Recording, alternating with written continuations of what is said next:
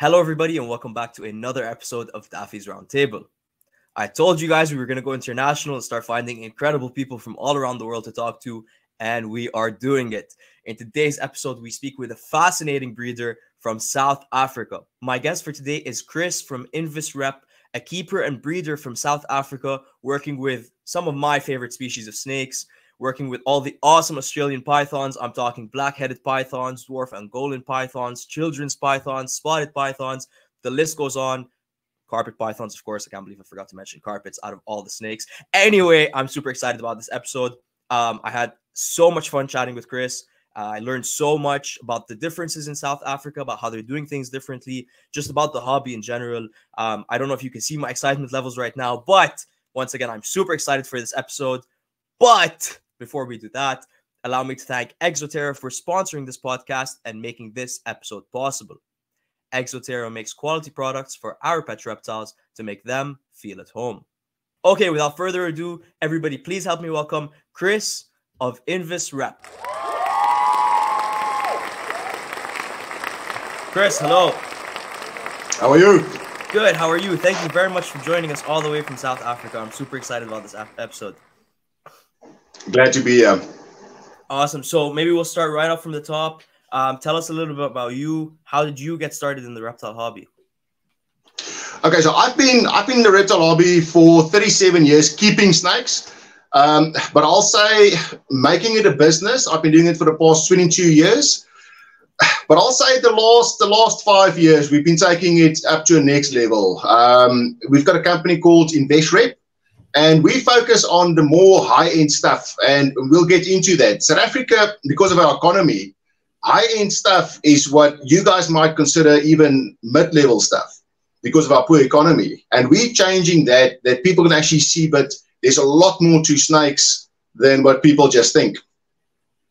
Yeah, no, that's awesome. Is the general opinion of snakes negative over there? In general, yes. I think it's an international thing. We fear the unknown.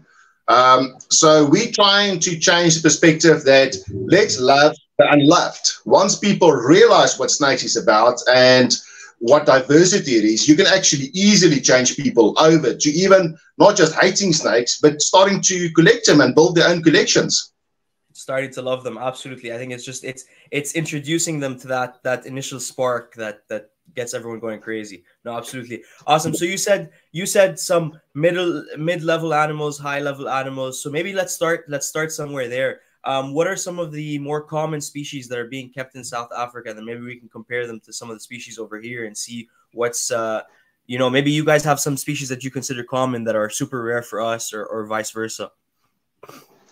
Yeah, well, I think the most common species we see in our hobby is the boa, the BCI, the imperator. We get some morphs, the hypos and all that, but they're probably one of the most common. And then obviously ball pythons. But when I say ball pythons, I'm talking albino, normal pyths. We've got high-end stuff up and coming with certain selective breeders, but nothing close to what is being produced in the States and Europe at the moment. And then obviously corn snakes. So that is what I would consider basic. And then we've got, like you say, it's interesting you bring it up. We've got species that we take for granted that you guys now see as high-end snake, for example. Yeah. Can you give us an example of one of those species? Yeah, one of them that we actually breeding them this year. We've been breeding them. That was the very snake I ever bred in my life, was the Aurora house snake. I don't know if you've it's the green one with the orange stripe on the back. Yeah, I believe I'm gonna look it up real quick, but I believe Aurora house snake. Yes, Aurora house snakes. So that's something we find all over. And little shy snake, but they're fantastic snakes to keep. They're not aggressive. They're pretty easy. They meet minimum requirements. They don't need a lot of heat. And another snake that we've got that's absolutely amazing, and that's one of the snakes we specialize in, is the Angolan dwarf pythons, for example. It's not common in South Africa, but we've got pure localities because it's our neighbor. So we can actually get them on pure localities. So we've got Ochu localities and different localities that the rest of the world can't produce at the moment. Yeah, that's fascinating. So that's actually one of the species that I'm sure we'll get into. Super interesting species, and that is, as you said, they're not impossible to find here, but I would consider them a fairly rare snake to see people working with, and I do hope more people in Canada start picking it up. But so maybe we'll talk about the laws for a second. So you said you see the house snakes everywhere, or you're able to acquire the localities. Is there any laws against or accompanying how you can keep reptiles or how you can acquire reptiles? Are you picking them up at reptile stores and expos, or do you strictly have to go to breeders? And can anybody buy them, or do you need permits? Sorry, that was a very loaded question, but I think the general idea. That's a good question. So for any indigenous snake in South Africa, you do need a permit. So there was at one stage an amnesty period where selective breeders could acquire wild-caught stock, and they were allowed to start breeding. And then they stopped the process. So you can only buy a Aurora from an accredited dealer that's got a permit. We call it legal proof of origin. So you got to prove with a legal document, in other words, another keeper's permit copy, that you've acquired that snake from a captive breeder. So I can't go in South Africa, the entire, except the Natal province. The Natal province, they've got the things right.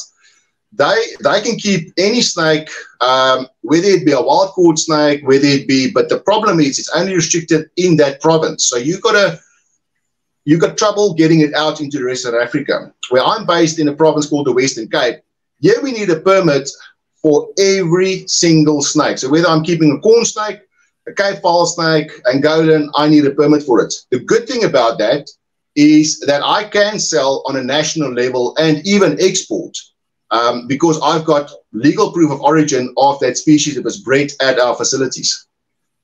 Yeah, that makes sense. And can any average keeper acquire any of these permits, or is it a very hard process to get them? No, it's about a 2-week process. I think a lot of people, I think they hear permits and they hear admin and they get a bit scared. But once you start realizing it takes you about 15 minutes to fill in the whole form and just send your copy of the other keeper's permit, 2 weeks later, you've got your permit and you can get your snake. Awesome. And is there a fee for it, or is it just a free permit you can apply for? When I say it's a fee, it's probably like a $9 fee. It's super cheap, super easy. Awesome. Okay. And then what about bylaws? So you already kind of mentioned you can collect in this area or you can't collect in this area. Are there restricted species in certain areas that you can't keep? Yes, so we've got this system very similar to what they've got in Florida and the States. Is we've got alien invasive species list of reptiles. So, for example, we can't keep Burmese pythons without an AIS permit, alien invasive species permit. We can't keep any of the Morelias pilotus without an alien invasive species permit. So we do have some restricted snakes, but luckily we've got no prohibited snakes. The only prohibited snake that I'm aware of in South Africa is the Indian python. But other than that, and it's only a handful of snakes that's on that alien invasive species list. The rest of the stuff is all good to go. So we still got free roam in the sense of venomous snakes, the giants, all of that. We can actually keep all of them and breed all of them. Awesome. So you kind of touched on the question I wanted to ask next, but before we jump into that, so does that mean you have that that permit? Because I believe you do work with Morelia species, correct? Yes, there's actually one in the background here. These are our albino Darwins. So we're one of the few guys in South Africa that's actually breeding these. We actually got some babies available now, and we actually, if they're going to go to new homes, they actually go with their alien invasive species permits to the new homes. Awesome. And are you, when you say you're the only one breeding them, is that the species itself or the morph? No, so I'm not the only one. We are a handful in South Africa. When I say handful, probably about between 3 and 5 breeders in the entire South Africa. Yeah. To my knowledge, we're the only guys that's got a visual pair. So our babies is all 100% albinos. Yeah. As the last batch, we had some possible het albinos and some visual albinos. But these guys, they produce full-blown visual all throughout the batch. That's fascinating. Awesome. And then, so you said there are no restrictions. You can keep venomous species. Is it kind of the same way for venomous species of acquiring them and keeping them, or are there more permits required? And do they come and check for example, how your caging system is to make sure it's safe or any of that kind of stuff? No, that's a bit of a problem. And this is a controversial subject, especially in South Africa. So in South Africa, we've got venomous snake handling courses with accredited people. We've got the African Snakebite Institute. We've got Arno Deer, Mike Perry from SA Venom. And these guys, basically, they do a course where you can actually learn how to handle a viper, handle a leopard, and also what's the consequence if you get bitten. So what we do, we've got an unwritten bylaw. So it's not enforced, but we recommend that you have that certificate, and we do not sell under 18. But obviously you do get the breeder. They do sell to a 14-year-old. And South Africa, we got the mambas, we've got gaboon vipers, we've got some interesting stuff that will ruin your day if you don't know what you're doing. For sure. For sure. And then do you work with any venomous species? Yes, we do. I'll say about 15% of our snakes is venomous. The top of my head, we recently sold our Chinese banded king cobra because we're focusing on other projects. But we've got about, I'll say just in our facility, we've got, I think, 7 gaboon vipers. We've got the West African gaboon viper that we're working with, Betus rhinoceros. Then we've got horned adders, many horned adders, Cape coral snakes. What else do we've got? There's quite a few things. And then the more less venomous stuff is we're moving into a lot in Boaiga. And Boaiga is something new in South Africa. It's something we've always had them, but we've never had someone really focusing on them and bringing them back. And we're actually on a mission this season to bring Boaiga back into South Africa. Is there a I'll use the word market for lack of better words. Is there a market for venomous species over there? Are there a lot of venomous keepers? Yeah, there's quite a few venomous keepers, and there's definitely a market. The only thing is, well, the one thing I'll get to that point now. So yeah, there's definitely a market, but I've noticed that there's not a lot of value connected to venomous snakes because it's such a cliche market. I think that's the international thing. The venomous keepers are in the minority, so that forces some of the prices down. What about in terms of husbandry and setups? Do you, like, just looking at pictures or videos online, do you feel like there's a big difference in how you guys keep in South Africa? 100%. So our biggest drawback in South Africa is because we've got a weak economy. For example, you've got the Wilbanks range of heat emitters, the ceramic roof panels that you get. Yeah, it's unaffordable in South Africa. So we got to improvise a little bit with trying to replicate what your products can do, that top of the range, with the finances we've got. So we're always struggling with trying to be on par, not to compensate on husbandry. One thing that we've actually done recently in South Africa, that's a first in South Africa. So these PVC enclosures you see in the background here, these are manufactured by our company called Reptile.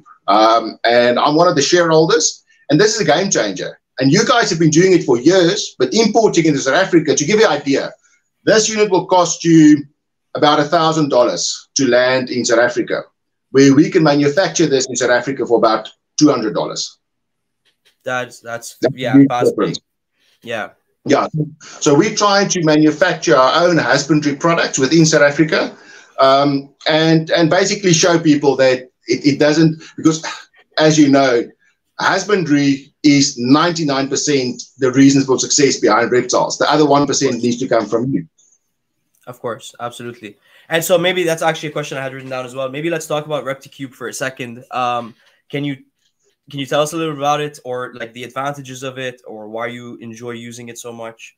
That kind of thing. Yeah. Yes, 100%. So the ReptiCube, one of the things, for example, you can't see it too clearly. I'm just going to try and get it so that you can maybe see it. So you can see the slit. So this is the center of the cage right here. So this is our 120. So that means it's a 1.2 meter, but it's got a divider in it.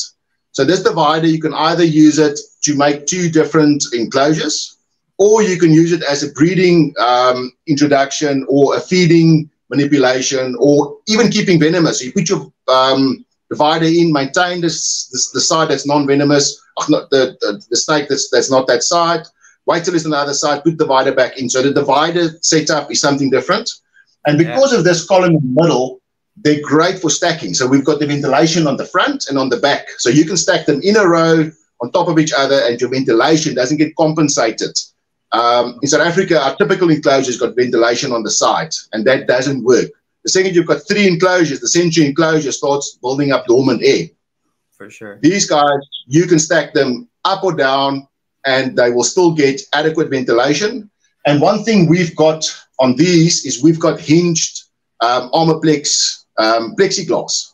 So you can open it up, clean it, and your access to the enclosure is just so much easier. Cleaning it.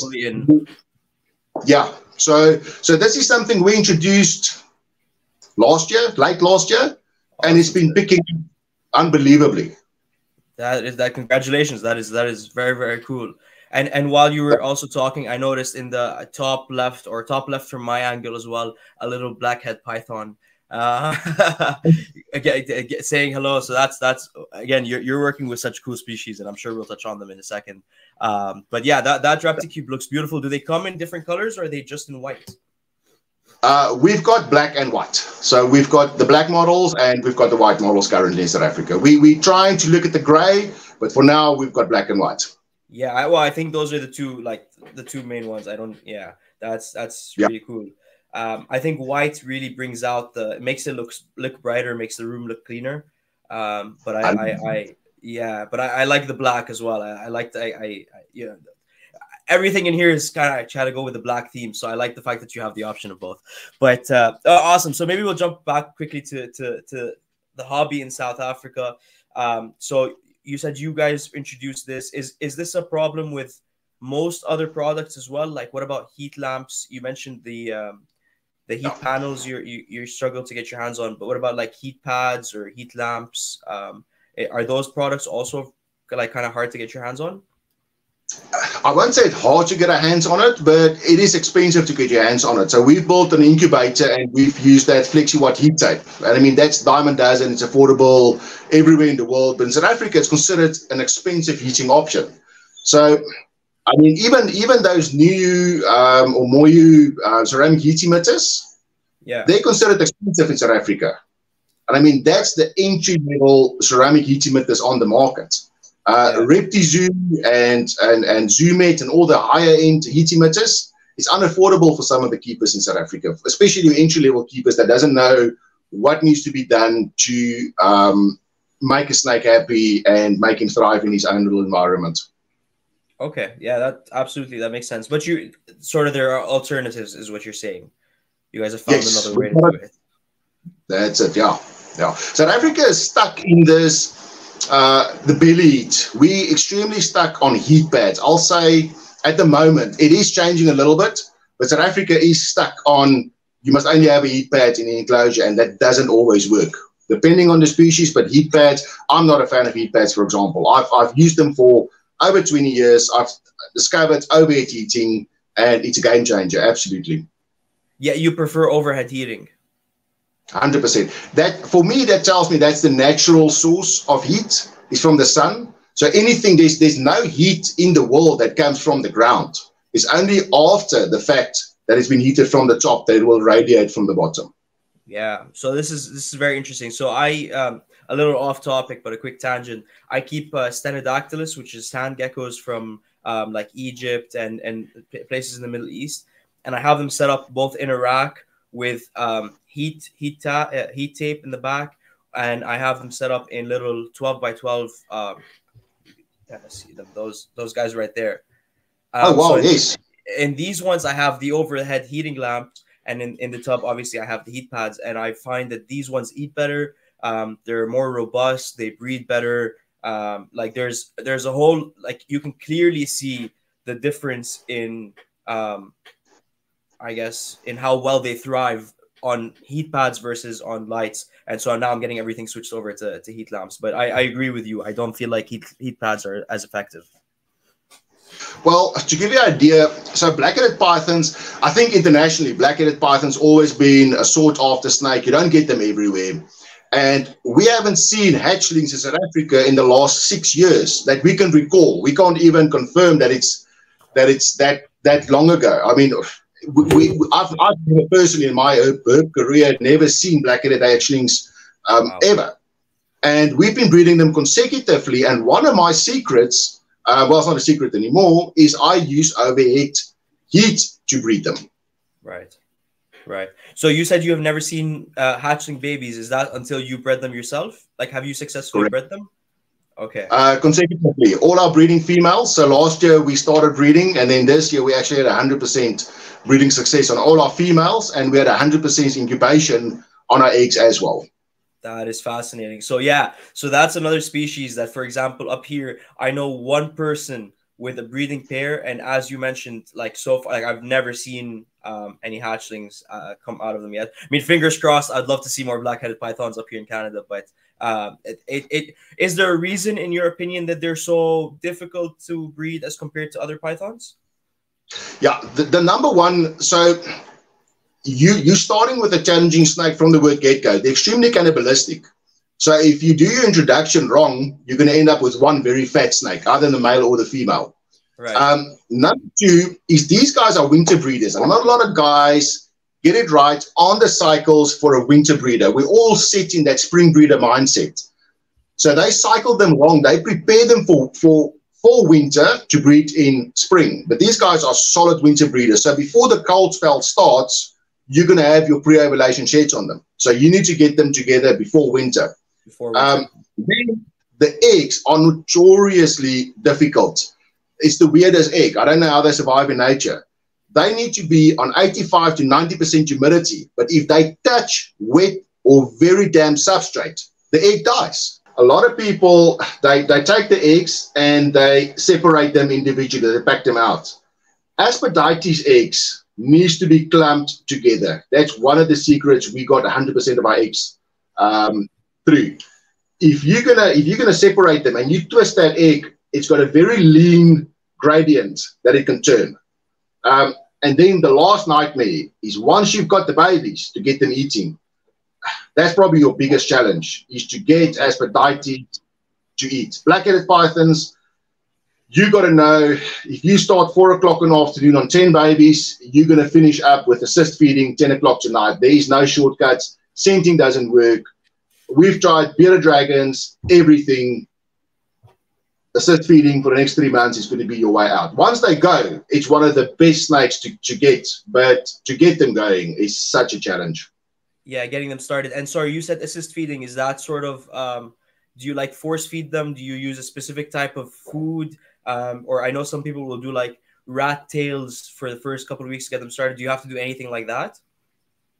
So what I normally do is I just take the head and I just insert the, I secure the black-headed head, and I actually take the mouse head, secure it in so that the ears are aligned, the jawline. And I just give it a slight tuck so that the teeth can actually sink in pretty nicely, and you just drop it. And they will figure out eventually, well, there's something stuck in my mouth. Either I spit it out or I just swallow it. And they eventually start swallowing it, yeah. So it's not force feeding where I'm pushing it down their throats. I'm just putting it in their mouths and teaching them, but whatever's in my mouth, I need to swallow. And that seems to work for us here. Very, very interesting. Okay, and so I keep jumping back and forth from the snakes to the South Africa because I really want to get on the snake topic, but I've 2 more questions about South Africa, and then we'll get into the breeding. Are you able to? I don't know how specifically you said Western Cape. I don't know how the temperature and humidity and all of that is around you, but are you able to keep outdoors? Is that a thing that you guys do down there? Yes, I was actually at a buddy's facility yesterday, and he's got quite a few things outdoors. But South Africa, there's certain areas, especially the coastal areas. We've got a very steady climate on our coastal areas, but inland, we do get frost. We do get extreme temperature fluctuations. So inland is a bit more tricky. But on the coast, you can do outside, but only selected species.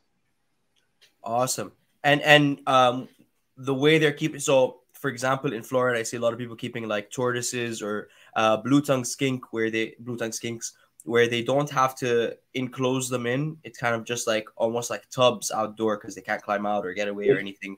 Yeah. Is it species like that, or are they keeping snakes where you're kind of enclosing them in an aviary? No, you can actually, we get a lot of our reptile parks in South Africa has got open pits. And they basically are open to the elements. Even bearded dragons, the facility we were at yesterday, they've got bearded dragons outside right throughout the year, and they're loving life. They're doing extremely well. So we do have the weather to keep complete open without aviaries, with manipulated systems in the aviary. That's fascinating. Okay, and then while we're on the topic of outdoors, what is herping like in South Africa? I assume you guys have plenty of incredible species to see around. That's so. We do get our pinnacle snakes. A buddy went herping at the end of last year, and they actually found a East African baboon in the road. I mean, imagine seeing a baboon viper in the wild. So I'll say with the wide variety of snakes we've got some of the best herping areas in the world. Yeah, and do you have to sort of drive out into the bush and kind of get away from all civilization to see them, or is there a possibility of seeing them right in the cities?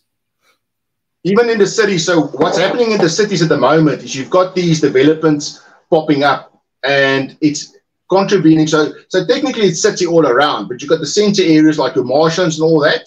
It's actually forcing all the reptiles to these areas. So the herping spots in the cities is actually getting better, because people are driving the snakes out and forcing them into smaller areas. It creates its own problems, fully understand that, but the herping actually is great, to be honest. For sure. They're more higher number of them in a smaller area now.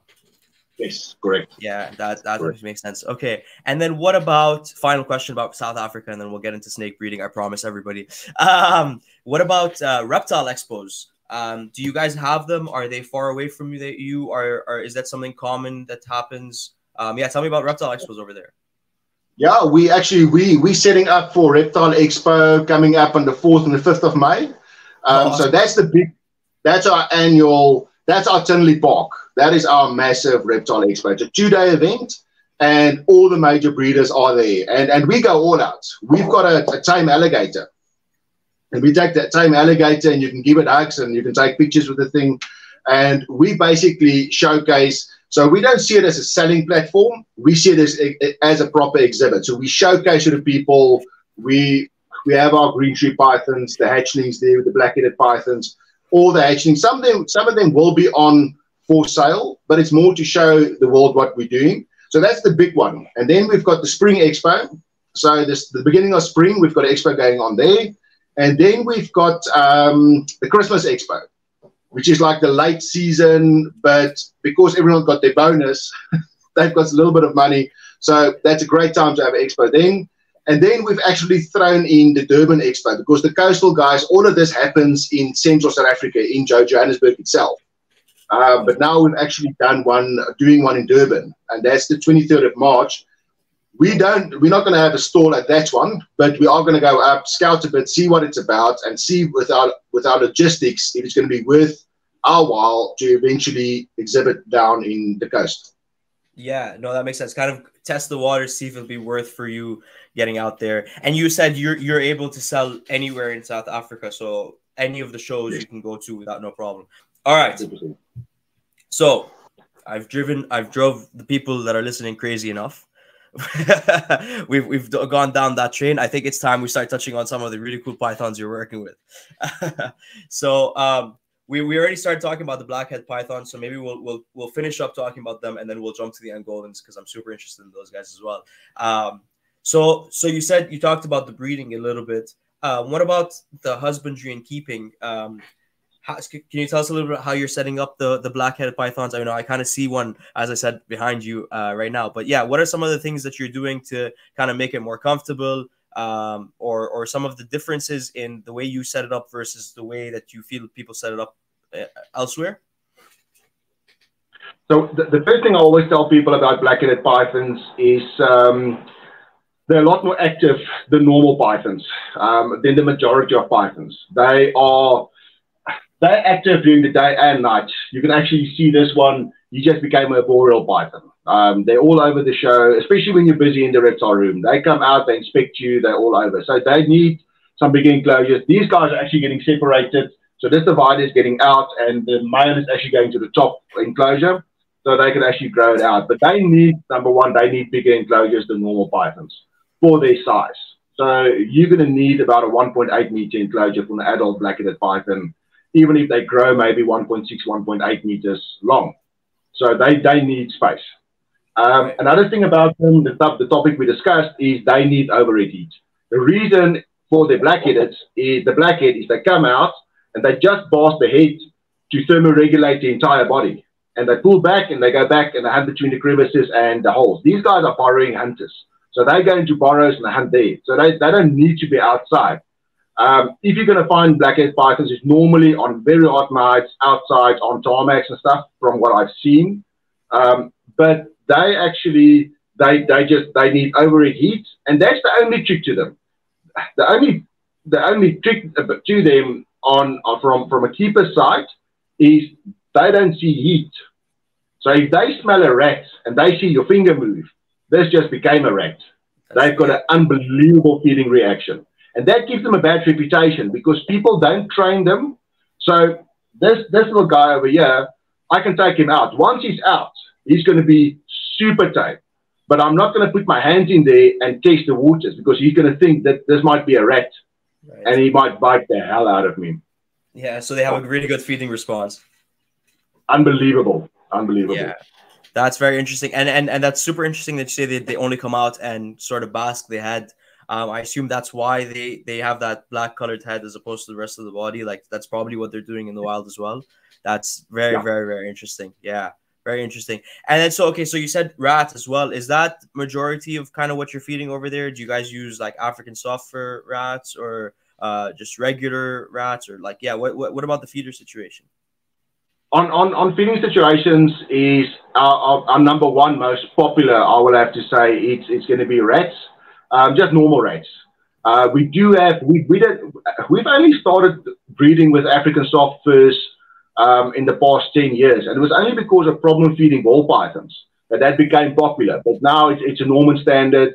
I'm a huge fan of them because they're pretty high in protein, and then mice everywhere. Stuff that not a lot of people has woken up to is the chicks, the quails, the funny feeders. But I'll say rats and mice, and then thirdly, African soft furs. Those three are the most popular feeding foods in South Africa. Yeah. I don't remember where I heard this, but just the other day I was listening to somebody compare rats to African soft fur rats, and they were saying that their babies are stronger, hardier, more robust, growing faster on African soft fur rats. So I haven't tried it out yet, but I'm definitely gonna pick some up and give it a try and see what they see the differences sort of. But yeah, that's super interesting. And then so what temperatures are you keeping the black-headeds at, and what temperatures do you incubate the eggs at? If I don't know if this is a secrets of the trade or if you're okay with giving that stuff out, but yeah. So yeah, temperature range. These guys like it pretty hot. They like it on the hot side of a basking spot about 34, 35 degrees Celsius. Wow. And then on the cooler side would be about. Obviously, you can't have a hot side of 35 and expect a cool side of 22. So if you've got a hot side about 34, 35, you can expect a cool side of about 27 on a good day, and that's ideal for them. And even with 35, 90% of the time they will stay in the hot side. So they love high heats, and given where they come from in the outback, it's hot even on a cool day. So these guys they like it hot. I wouldn't go under 32, but if you're struggling to keep your cool side cool and you see it staying on the cool side, bring it down till you see that snake's moving up and down. But I've noticed they predominantly like the hot sides. Yeah, that's interesting. Kind of watch your snake, see the behavior, make sure it's moving around using all the enclosure. Yeah, that's a good tip for any species of snake. I think everyone needs to start to kind of watch your animals, not just set up to what the standards online say and then kind of let them be. Awesome. And then yeah, so we sort of already touched on egg incubation. You said you keep them together. They need it very humid but not wet. How are you setting them up where you're achieving this high humidity but keeping them dry? So what I do is I use perlite and I mix 1-to-1. So I use 100 grams to 100 milliliters of water to mix up my perlite. And I'll do a nice thick bedding of perlite, let's say about 2 or 3 inches of perlite. And then I'll take a normal incubation tray these plastic grid trays that you get placed out on top of the perlite and place the eggs on top of that. Then I take a container and I just put one hole. And this is something I've learned from nerds actually, is just one little hole on the side. And I found it, I used to put too many holes in my containers. And I've learned that the one hole works a job. That's interesting. And what about like if you're keeping them fairly warm, condensation builds up and starts dripping on the eggs? Is that something you have to worry about, or do you have another cover over the eggs, or like, yeah, how do you battle that? I've noticed if you've got the one hole on the side, for some reason, I don't struggle with condensation forming from the top. I think if you've got condensation forming from the top, something is wrong in your incubator. If you've got everything running perfectly, you're not going to have evaporation which gets stuck on the roof. It should actually just be dormant in there. For some reason, I don't struggle with condensation on my roofs since I've been doing the one hole on the side.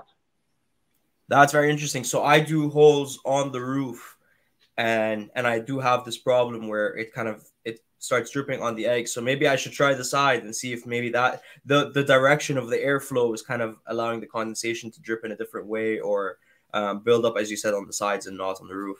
Yeah, that's super interesting. I have no idea. Yeah. Cool. Okay, so what about the dwarf Angolan python? So you said, first of all, that you're close to the range and you're able to get some localities. Can you break some of that down for us? Yeah, so Angolans, the biggest mistake. So let's start with the good, the bad, and the ugly. The good thing is, they are phenomenal snakes. I call them bumpy ball pythons. The scalation on these guys are just on a world of its own. So the extremely curious snakes. So if you compare them to a ball pythons, let's be honest, they can be a little bit of a pet rock at the back. Where Angolans, if you start getting busy in your enclosures or in your snake room, they come out, they inspect you, they start cruising about, they're a lot more active, and they just got more personality. They're a little bit more hissy, but not bitey. So they'll easily tell you when they're not happy, where a ball python will just go into a ball. These guys will be a little bit more vocal and they'll actually hiss at you, which is quite cute in their own little way. It's not going to do, it's not like a bite's going to send you off to hospital. One thing about Angolans, number one, they're slow growers. If you think you're going to grow this thing like a ball python, you're going to have a snake belly up within 2 years. You've got to grow them slow, small meals over long periods. So let's say where you can feed a ball python medium rats every 10 days, these guys, adult mice every 2 weeks. Wow. Just one adult mice. You feed these guys like you would treat a green tree python. If you're going to overfeed them, you're going to belly them up within 2 years. So you got to grow them slow, and also do not expect breeding success with anything less than 4 years. They take a lot longer to sexually mature as well compared to other snakes. Wow. So it's a lot of patience to be able to breed them. Yeah. Yeah, that's very interesting. I think, and that's why they're so interesting. So they give small clutches of eggs, but one thing about the females is they only will give eggs every second year. So it's not just small clutches, they're slow breeders. I think that's why there's such a big spec in the market still for these guys. And that's why they're going to be hard to find for the next couple of years, if not a decade.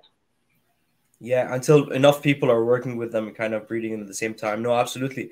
And why do you think that, why do you work with them? Why do you think they're so fascinating?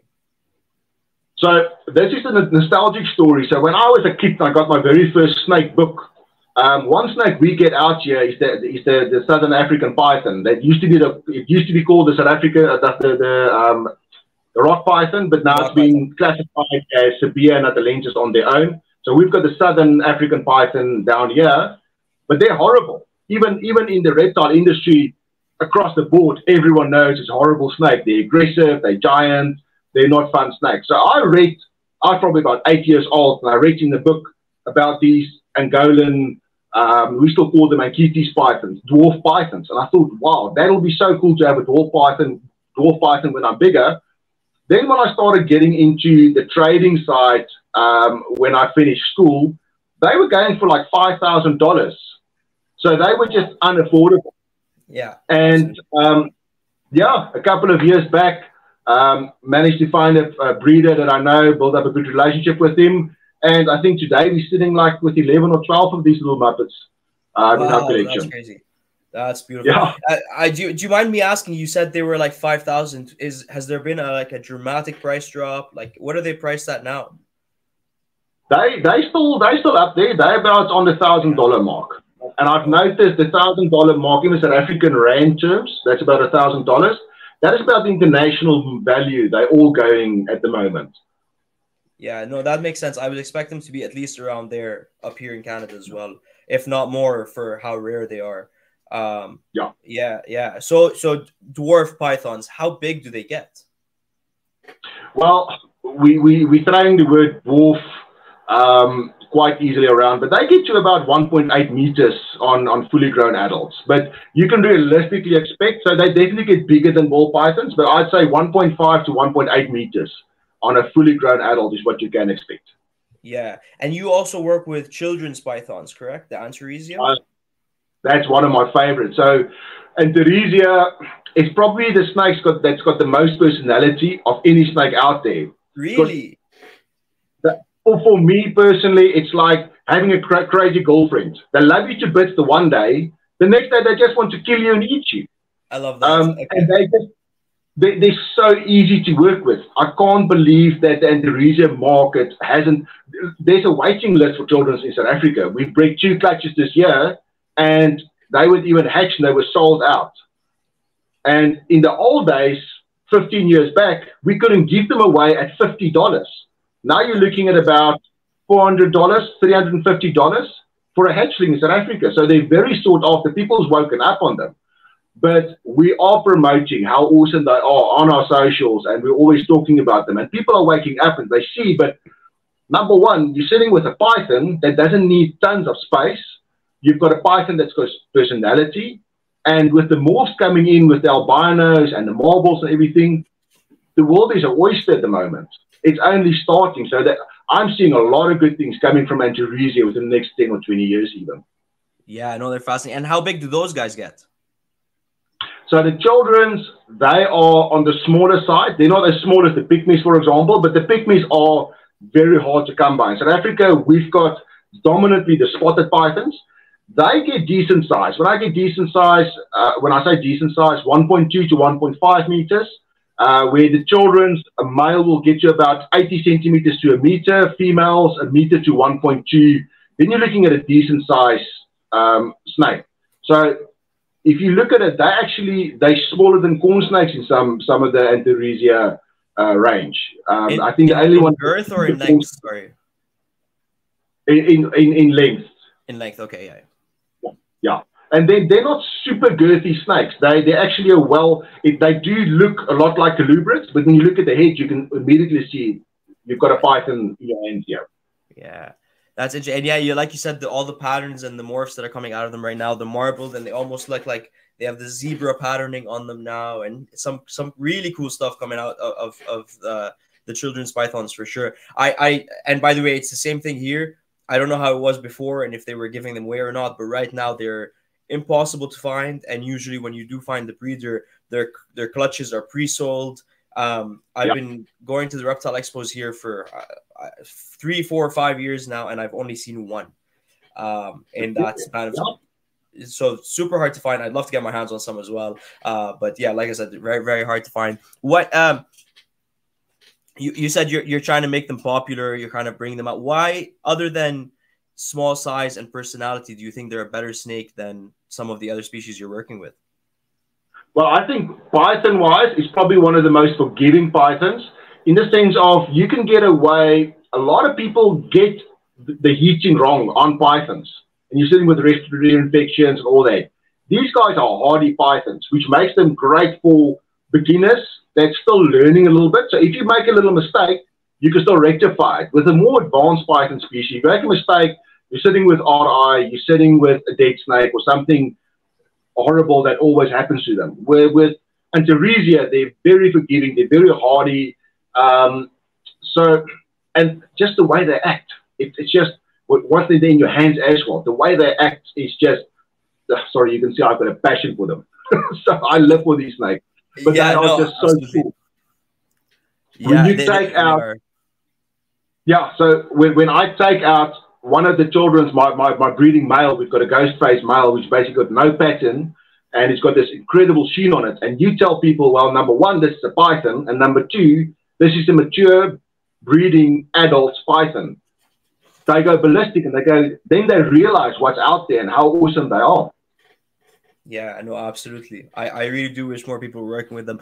In terms of comparing them to, you said you work with spotted, you work with the children's, and you work with the pygmy. In terms of comparing those three, are there a lot of differences in personality and in keeping? Like, I think, not to put snakes in the same box, but I think a lot of people kind of assume that spotteds and children are like almost identical or the same snake, right? We've had that discussion, and when I started with Antaresia, I initially thought, when you look at pictures and you do your basic get into the industry homework, how will I know the difference? But I can tell you now, once you've worked with a children's and a spotted side by side, there's just no way you can miss the difference. The spotted, it's a lot bigger, it's a lot chunkier, it's got a different type of sheen on it.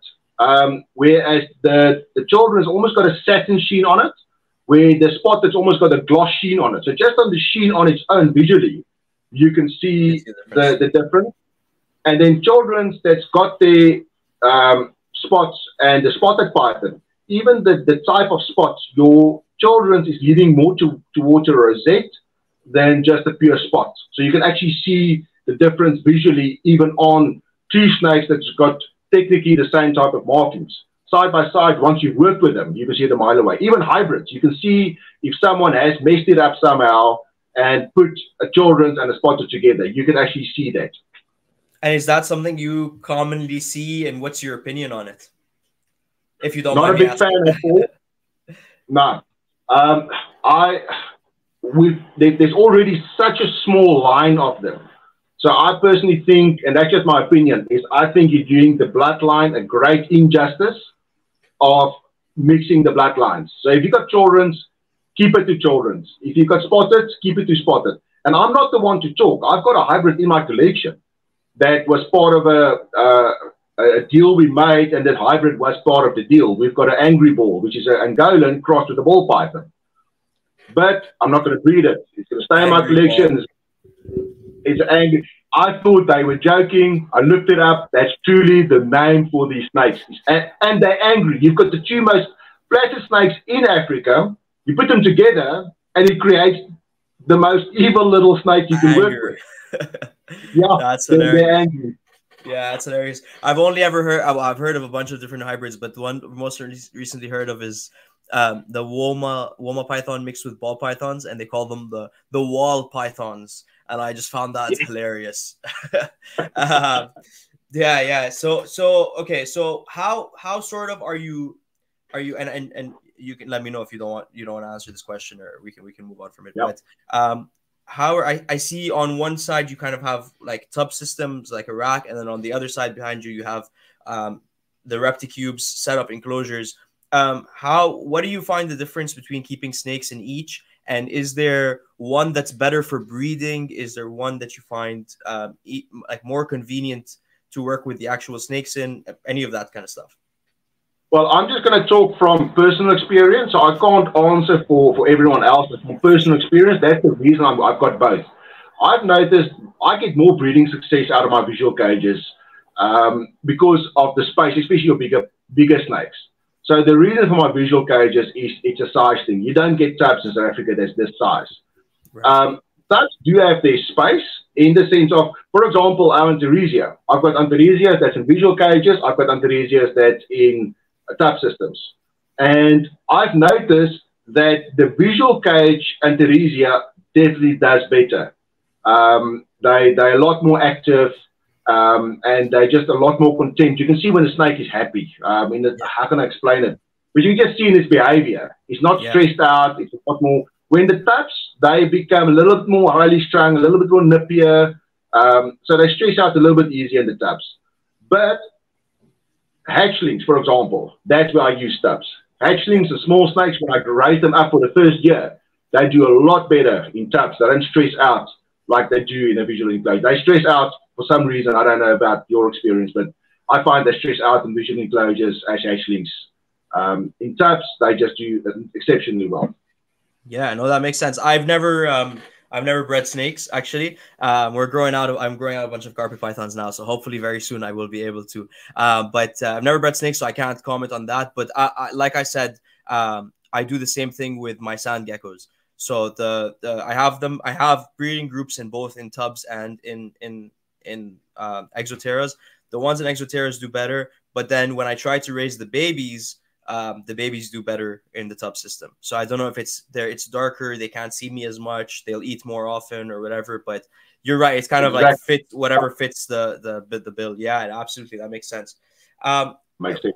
Yeah. So what there's a couple other species that maybe we can quickly touch on before we wrap this up. Let me ask you this actually, because I have a list of, like, right in front of me, I have a list of species that just sort of going through your Instagram and your YouTube, I pulled together that you're working, and it seems that a lot of them are Australian pythons. So why Australian pythons? So you, as a kid, you always, so I think as a kid, we all wanted to drive the Ferrari, but you can't afford it. Yeah. Australian snakes, and I've noticed this everywhere, Australian snakes have always been, you know, when you take a book and for some reason your mind tells you you've got expensive taste, you go, oh, that's nice. And you go look it up. It always ends up being the most expensive snakes. Of course. And for some reason that is, so when I say Australian, I mean Australasian. So I'm talking about Australia, Papua New Guinea. That's my passion snakes. That's the snakes. I love working with them. It's almost like they've got a different personality. I think being isolated on the island, they've never learned socializing like the rest of the world. So they're interesting snakes to work with. So I've always had a passion for Australian snakes. I've always had carpet pythons. I've always kept green tree pythons. But then I started going into the aspadites, the womas, and the black-headed, and I realized that it's a whole new world out there, and I've only touched the iceberg. Then I got my hands on these albino Darwins. And once you see albino Darwins in person, real life, it's, if I take all the snakes I've got here, we've got 4 facilities, and the facility I'm running on this side, we've got about 107 snakes. So when I take someone for a tour through the facility, it takes about 2.5, 3 hours to go enclosure for enclosure and telling them everything about the snake. The showstopper in the entire facility is the albino Darwins. Once you get eyes on that, it's unbelievable. These guys will pull more attention than the green tree python, which is seldom. Normally, a green tree python will steal the show, for example. It's just Australians, the way they look, the way they build, the easy snakes, the hardy snakes. And Australia is not an easy place. So these snakes know how to survive. Even the Bradley pythons. We're busy with a very interesting project for South Africa. So we've proven out we've got recessive hypos. Actually, on our Instagram, there's a picture of 2 Bradleys on the branch, and we've proven out recessive hypo. And everybody was always of the mind that it's a line breed gene. So now we've proven it's a recessive gene in South Africa, and now we want to turn that into producing albino Bradleys in South Africa. It's not going to be a world first. It's been done in the world, but it's going to be one of the few in the world, but the South African first, that we're attempting to now breed albino Bradleys and use that hypo line and make that high orange albinos that you see in the market now and then. That is fascinating. So it's funny enough that you said the Bradley. That those are the ones I wanted to ask you about next. That first of all, congratulations. Hopefully that goes well for you. I can't wait to see pictures. I'll tell you that. I think that it'll be absolutely gorgeous, I'm sure. But what is it like working with the Bradley Spite or the Bradley Eye? Or how are they temperament wise compared to all the other ones we've spoken about? So the Morelia spilota, the carpets, they do have a bad reputation. I can tell you now, the only Morelia carpets that's in a good disposition with me is my albino visual pair. My other albino male is an absolute nightmare. He does not like to be handled. If you want a Morelia with that chunky head and the interesting patterns and everything, but you want to handle it, a Bradley Python is the puppy dog of Morelia. I'm a huge fan for Morelia for the reason is it's one of the few pythons, and that actually became available recently in a study, that is one of the few pythons can actually go sub-zero. So if a temperature fluctuation goes below zero, they can survive it for short periods of time, which is unbelievable. So they're extremely hardy pythons. And they get big, but they don't become giant. So if you want a chunky snake, but you still want to manage it on your own, Redley python. They are just, I call them the puppy dogs of the Morelia hobby out there. So if you want a puppy dog that you can handle and you want a chunky snake, Redley is the way to go. And they're getting extremely popular in South Africa. We always had them, but not readily available. We never had like a waiting list for them. We actually get into a position where now people is waking up what a Redley python is, and we're actually starting to pile up on our demand is bigger than our breeding at the moment. Wow. Okay, that's awesome. That's awesome. I assume it's again, not to keep relating Canada to South Africa, but I assume it's somewhere similar around here. We've always had them. Now people are starting to sort of wake up to them, so they're starting to fly off. Like they're starting to sell a little bit quicker, and you're starting to see people working with them. But there's not too many people working with them, and really, I more see babies than I do adults. Like I don't know if that makes sense, but like there's one or two people who are working with them. They're putting out these babies, posting pictures of adults like, oh, I've had these snakes for a while. So hopefully in a few years you'll start seeing that. But yeah, they're beautiful species for sure. You just mentioned 4 facilities. Yes. So maybe we'll wrap up on that. Tell me all about that. Yeah. Okay. So let's start from the beginning. So I always say a lot of people look at the reptile industry for the wrong reasons. They look at the reptile industry like, well, I'm going to start breeding snakes, selling snakes, and make money. I always say, if you don't have a passion for a specific species, you're not going to make it a success. You can only turn passion into success in the reptile industry, because then you actually go and you put effort into it, you put your research into that species, and they pull you in. So what we've done is we've actually noticed, all right, I've got a passion, for example, the Boagas and the Australians. So let me work with them. So my other partners in the company, we've got the Cape Town facility. So there we've got a lot of the arboreal vipers. We've got blue insularis, we've got albino white-lipped vipers, high yellow eyelash vipers, pansy pan vipers. So we've got a lot of the arboreal vipers. And then it goes to the opposite spectrum in the Cape Town facility where we've got the giants. We've got sun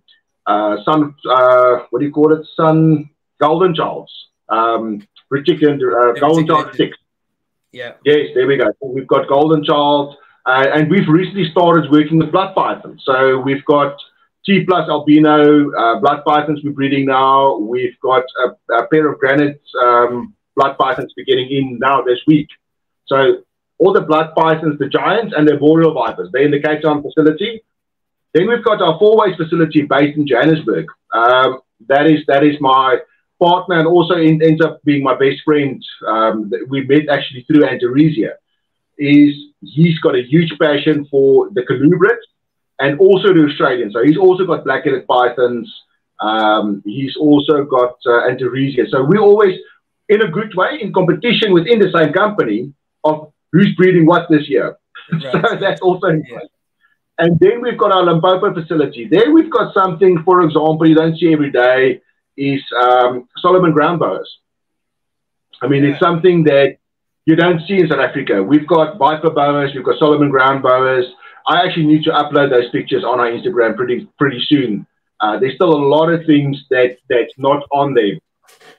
And then our emerald tree boas, GTPs, all of that is going to our Limpopo facility.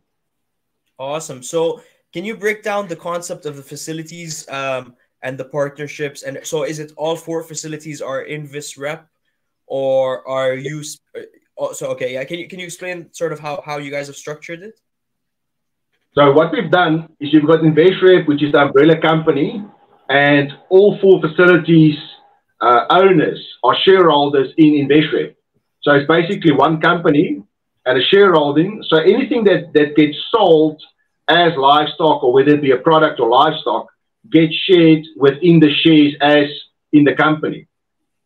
So it works like any company structure, and this also put us in a position that we've got more facilities across South Africa, and we can get every facility focused and set up on the species that they prone to work with. I mean, I can't breed a horned adder and a green tree python in the same room with the same humidity and expect the same result. But now you've got a facility in Limpopo that's extremely dry and hot that, all right, do you want to breed horned adders for this year? Yes, I would love to. Okay, you take the horned adders. So it's not like every facility's got their own snakes. These are basically, it sounds weird, but it's shared snakes. So it's mine, but it's everybody's in the company snakes. Yeah. So I'm just responsible for these guys over here.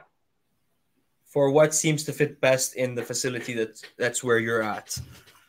Yes, correct. Yeah, that's a very interesting concept. And then I guess whatever reptile expo is closest, you can sort of ship the animals out of that facility. Now you're reducing stress a little bit and all of that kind of stuff. Yeah, that's very cool idea. Yeah. Wow. I think more people need to be doing that. More people need to be doing that kind of stuff. Awesome. Okay, so maybe we'll wrap up on this just because I'm very interested in it and we didn't really touch on it much, but we'll quickly ask you, what is it like keeping and working with venomous species? Are there any extra precautions that you have to take, and are you breeding any? Yes. So I used to do a lot of high-end venomous, and I used to work with black mambas, green mambas, and I still work with them. I'm actually babysitting a buddy's. He's got 2 black mambas. He's got 3 Western green mambas. Western green mambas is basically a black mamba on Tourette's. It's horrible. They want to eat and kill everything, and the next moment they're calm in the corner and they're scared of you. For some reason, I used to enjoy working with them. But once you start working with the pythons and you're a little bit more hands-on, you do get bitten, it's sore for a day, if that.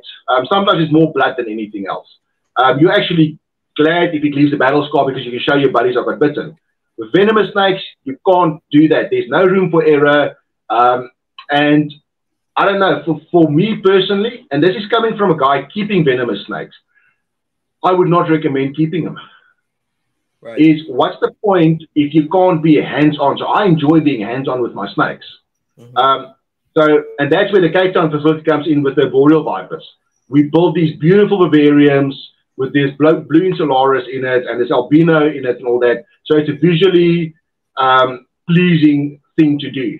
For example, gaboon vipers, it's a glorified ball python. They're very predictable. They give you good indication. They're easy to work with. But I want to be hands-on.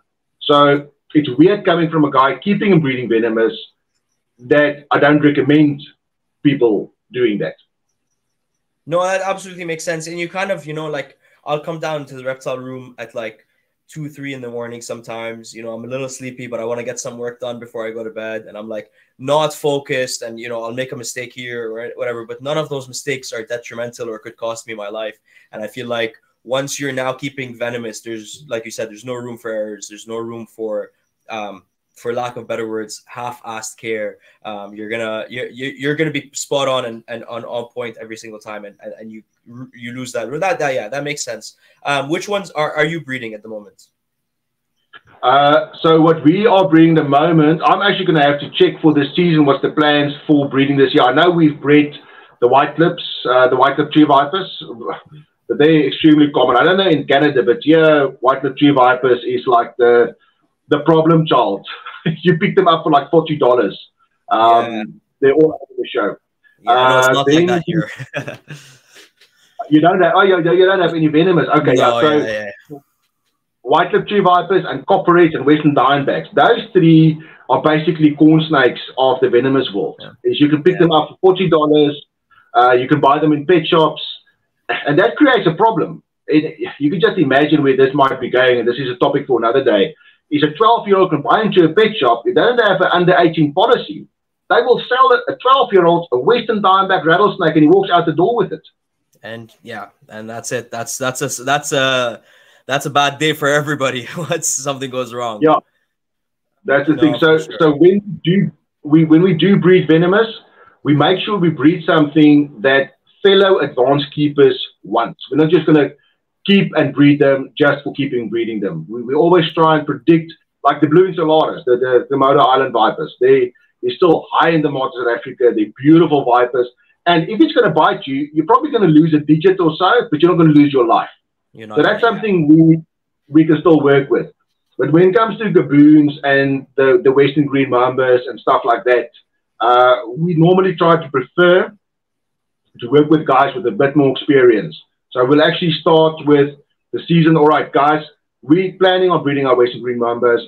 Who would be interested on a platform like WhatsApp with advanced venomous keepers? And 10 guys will raise their hand and we'll say, all right, it's worth it for us to breed Western green mambas. Let's do it.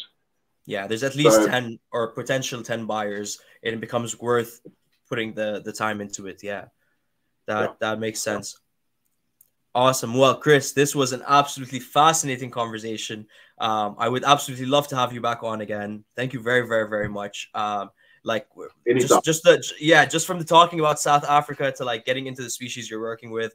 And yeah, my congratulations on ReptiCube and on the success you've been having with all these snakes. And once again, yeah, thank you. I'm just rambling, but thank you very much. And if you would be interested at some point, I'd love to have you come back on and you know, we'll do a round 2. Awesome. Thank you very much. Can you let everybody know where they can find you online or in social media and all that stuff? And then, of course, I'll have all those links in the description as well. I would actually, so we've started the YouTube channel, and the reason we've started the YouTube channel is all the husbandry channels in the world caters for the American, European markets and seasons. So we've actually launched a YouTube channel for the South African market, but we have some feedback from the national guys saying, well, I've learned something. So that's great. So I'll send you my YouTube channel.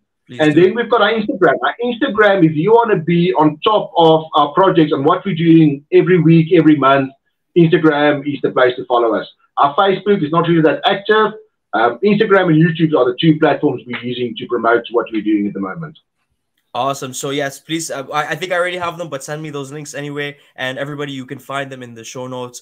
Go give Chris a follow. Go give Inves Rep a follow. Subscribe to their YouTube channel. Yeah, you guys will see some really fascinating stuff and the coolest snakes ever. So make sure you do that. Chris, once again, thank you very much for coming on, man. I really do appreciate it. Thank you so much. Awesome. Everyone else, thank you for listening, and we will see you on the next one.